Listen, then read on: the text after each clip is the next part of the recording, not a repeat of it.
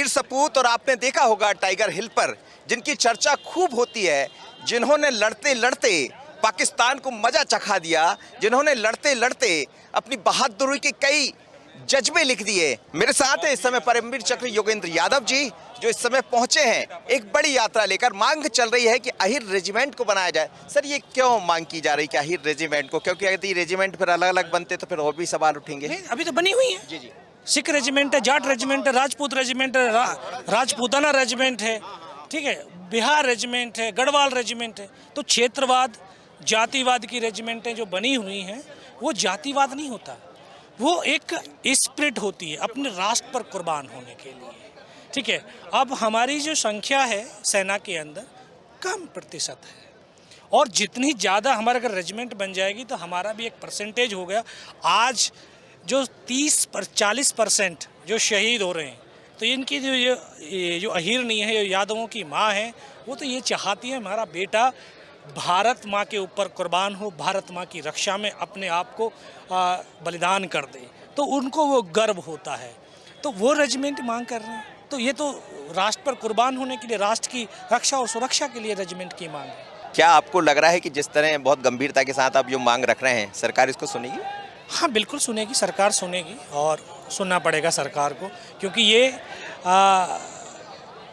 एक शौर्य है, एक वीरता है, एक पराक्रम है, और उसका सम्मान करना इस राष्ट्र की सरकार को करना चाहिए। और क्योंकि भारत माँ ने बेटे और बेटियां नहीं बल्कि सिंगनी और शेर पैदा किए हैं, तो इन सिंगनी और शेरों को एक नया मौका मिलना चाहिए कि जिस तरह से अभी हमने जो सिंदूर ऑपरेशन के माध्यम से दिखाया ना 22 मिनट के अंदर, और इन रजांगला वालों ने जो है 120 लड़ते रहे, एक एक करके शहीद होते रहे, लेकिन कदम पीछे नहीं हटाए।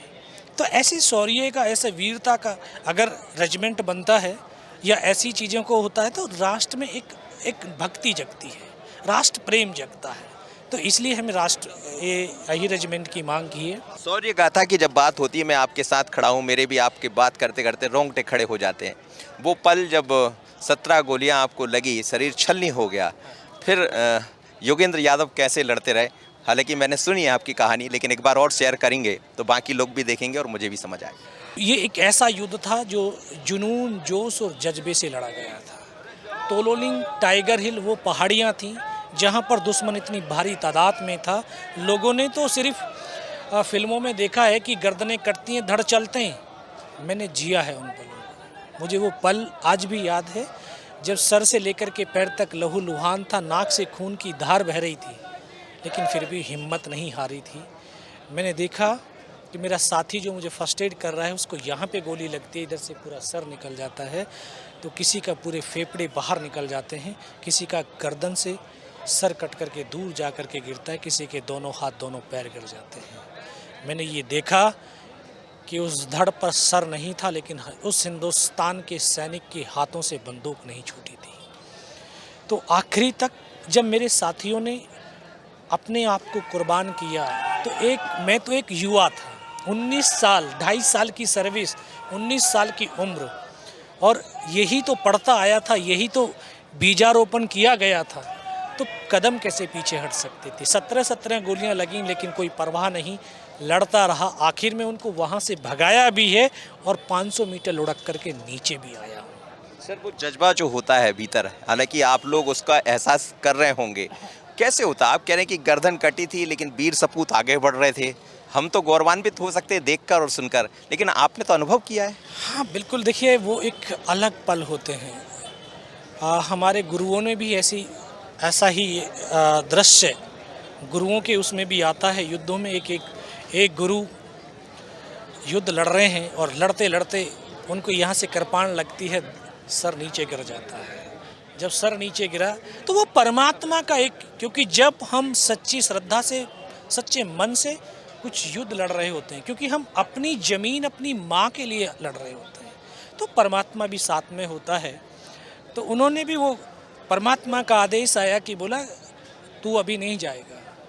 उन्होंने एक हाथ में कृपाण थी, एक हाथ में अपना शीश था, और अंग्रेज़ों को जब देखा तो दुश्मनों के अंदर खलबली मच गई। बोला ये क्या हो गया, तो ऐसे ही उस दृश्य को मैंने जब देखा कि हाथ से बंदूक चल रही है, धड़ नहीं है, तो ये मंजिल क्या होता है। तो मैं नमन करता हूँ इस देश की उन माँओं को जो ऐसे बेटों को जनती हैं कि जो इस राष्ट्र के लिए अपने आप को कुर्बान कर दें। ऑपरेशन सिंदूर सही हुआ, ठीक हुआ, बिल्कुल। सही दिशा में गया। बिल्कुल सही दिशा में गया।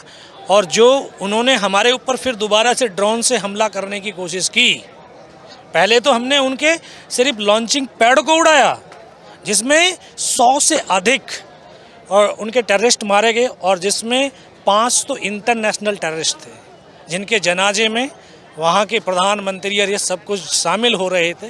पूरी दुनिया देख रही थी कि हाँ, ये इंटरनेशनल टेररिस्ट भी मारे गए और उनके जनाजे में लोग हैं। उन्होंने फिर ड्रोन हमला शुरू किया, तो हमले का बदला हमला होगा। भारत हिंसा का नहीं, अहिंसा का देश है, और कोई हिंसा करेगा तो एक गाल पे थप्पड़ खाया तो दूसरा नहीं करेगा, बल्कि उसका हाथ काट करके बाहर ला देगा। ऑपरेशन सिंदूर जैसे जो मसले होते हैं जिन पर सवाल उठाए जाते हैं, क्या एक रणनीति का हिस्सा होता है अमेरिका या बाकी लोगों का, जिस तरह चीज़ें उठाई गई और कई तरह के सवाल भी उठे? हाँ, बहुत सारे लोगों ने जो है सवाल उठाए कि ये इतनी जल्दी एकदम से बंद क्यों हो गया है, ये कर लेना चाहिए था, वो कर लेना चाहिए था। नहीं, हमारा देश एक विकसित राष्ट्र की तरफ बढ़ रहा है, प्रगति चल रही है, उन्नति चल रही है, डेवलपमेंट अगर डेवलपमेंट की तरफ हम बढ़ रहे हैं, युद्ध में अगर उलझ जाएंगे तो हमारा डेवलपमेंट रुक जाएगा। हमें सबसे पहले अपने आप को विकसित करना है। जब हमारा राष्ट्र विकसित होगा तो ये तो भूखे नंगे लोग हैं, इनका काम है इस देश को इस युद्धों में उलझा दो ताकि ये विकसित ना बढ़े, बल्कि एशिया की शक्ति ना बन जाए भारत। तो इसलिए युद्ध की तरफ इसको लेकिन युद्ध भारत ऐसे नहीं देख लेगा। ये परिपक्व देश है, ये प्रबुद्ध जनों का देश है, तो ऐसे नहीं जाए। बहुत धन्यवाद आपका। ये थे परमवीर चक्र योगेंद्र यादव, जो अपनी लड़ाई यानी किस तरह उन्होंने लड़ी उसके बारे में तो बता ही रहे थे, लेकिन कुछ सवाल भी है उनके। पर बड़ी बात यही है कि उन रणबांकुरों जिन्होंने देश के नाम अपनी कुर्बानी दी है उसको याद करना होगा। और के साथ मनोज सैनी, बंसल न्यूज, भोपाल।